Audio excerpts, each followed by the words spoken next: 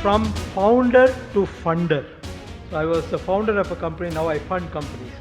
I wanted to share with you the journeys that I've gone through and give you some advice as well. It is an absolute privilege for me to stand here, not just as a venture capitalist, but as someone who has been through the ups and downs of being a founder or an entrepreneur.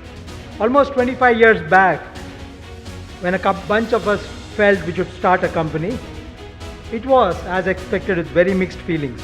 Extremely nervous, but super excited, slightly overwhelmed, but filled with this stubborn belief that we could change the world.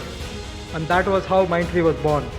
I see a lot of similarities between that time and what we are going through now in the world.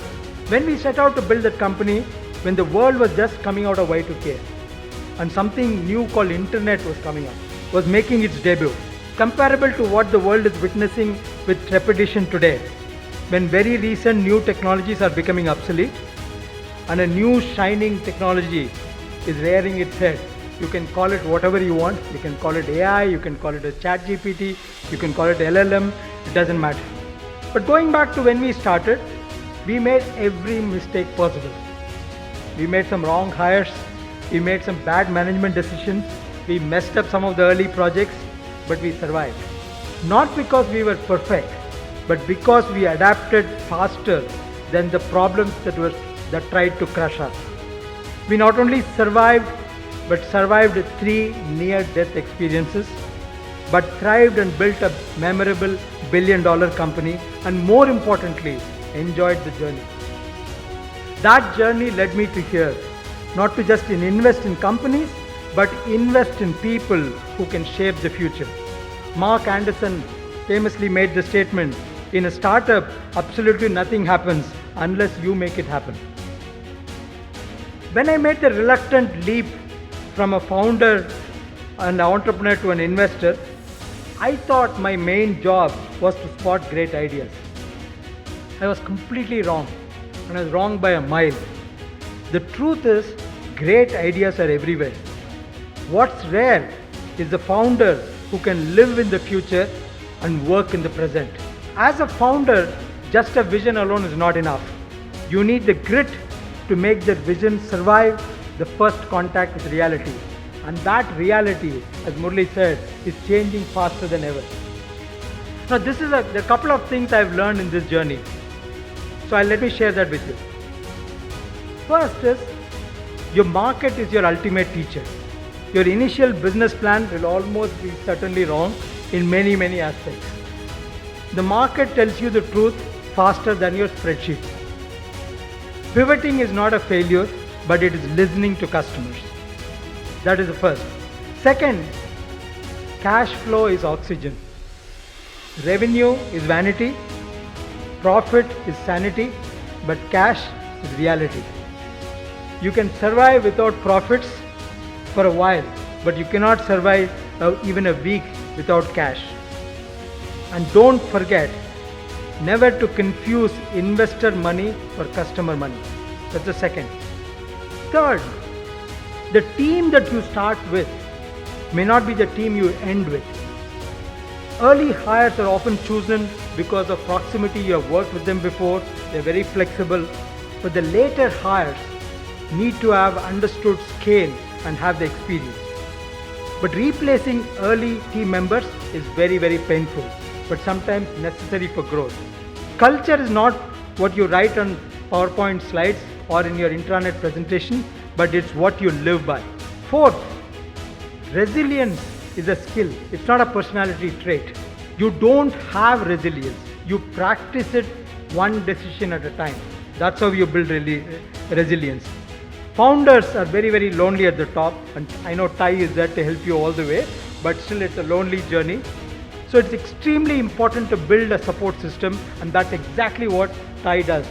Many times we look at overnight successes, and you admire them, but you don't realize it has taken them 7 to 10 years to build that success. The market doesn't care about your product. It cares about the problem that you're trying to solve. As founders, one of the other important things we realized is speed beats perfection. You should be embarrassed by your first product. It should be so unfinished. Because if you take a lot of time to make a finished product, then it's too late, right? The reason why early stages people say fail fast and don't aim for perfection, because that perfection is your view of perfection. The customer's use of perfection may be very, very different. The last but not the least is that the founder's role evolves. In the beginning, you are the chief builder. Later, you become the chief recruiter of talent, of capital and of belief. Entrepreneurship, especially in our country, is over-romanticized and often painted as a very glamorous adventure of late night brainstormings, billion-dollar valuations, TED Talks, magazine covers. Let's also realize not everybody is cut out for this, and that's perfectly okay. The reality is, it's 5% inspiration, 90% relentless execution, and 5% luck. It is about worrying how do you make your next salary payments. It's hearing no from 50 investors before the 51st investor says, maybe I'll look at you. It's getting rejected by customer after customer. It's waking up at 3 a.m. in the morning and wondering, did you make the right call about sacking somebody? So as founders, if you are here for what I call the Instagram version, remember you will burn out. If you are here because there is a problem that you cannot stop thinking about, then welcome, you are in the right place.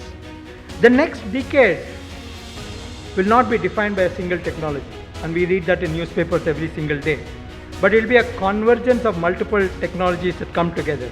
For example, AI plus biotech can completely change the way we live, the way we heal, and the way we age. Climate tech plus policy innovation, that combination can create new markets that didn't exist yesterday.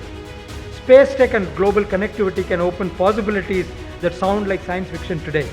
So when we look at opportunities, have a much larger scope in mind as you identify opportunities. Here is the uncomfortable truth. Your product may not survive this wave of change, but your ability to adapt will survive. From my vantage point as a VC, I can tell you the founders who will thrive in the next 10 years will, one, anticipate change before customers demand it.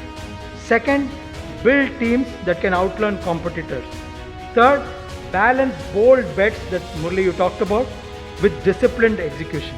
With the rise of artificial intelligence, I know this is a topic for tomorrow, but I thought I have an opportunity today to share my view on this. And especially large language models, we'll completely redefine what it means to start and scale a company. As future founders, remember AI won't just be a tool.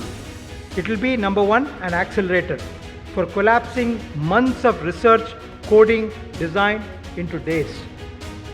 Second, it will be a strategist.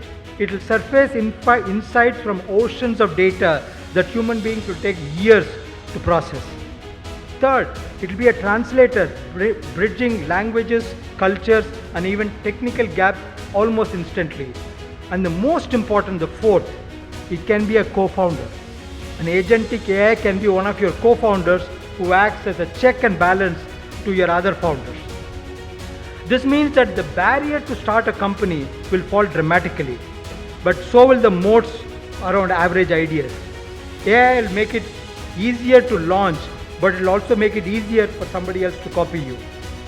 So the real edge for founders will not be the tech, but it will be those who have the unique insight, brand trust, and the execution discipline which AI cannot replicate.